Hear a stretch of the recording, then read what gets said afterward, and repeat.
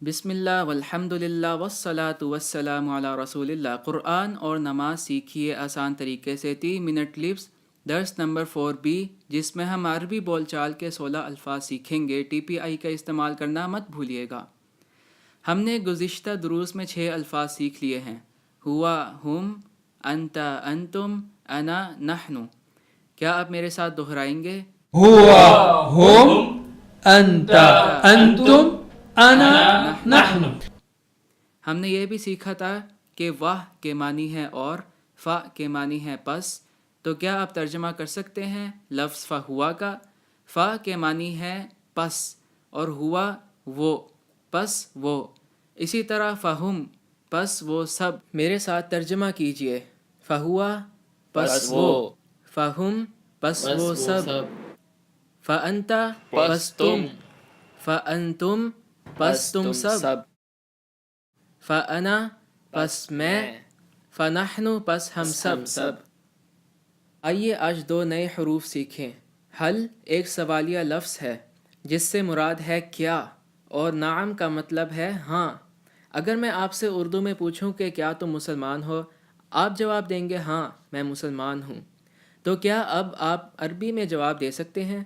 اگر میں پوچھوں حل انت مسلم؟ نعم انا مسلم۔ ماشاءاللہ۔ حل انتم مسلمون؟ نعم نحن مسلمون۔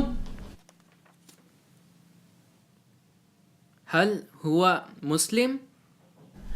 نعم هو مسلم۔ حل ہم مسلمون؟ نعم هم مسلمون۔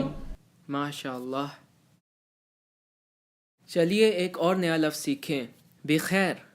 بے کے معنی ہے کے ساتھ یا سے، اور خیر یعنی اچھا، لہٰذا بخیر سے مراد ہے اچھائی کے ساتھ۔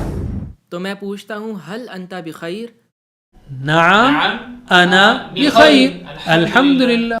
ماشاءاللہ۔ حل انتم بخیر؟ نعم نحن بخیر الحمد للہ۔ حل انت بخیر؟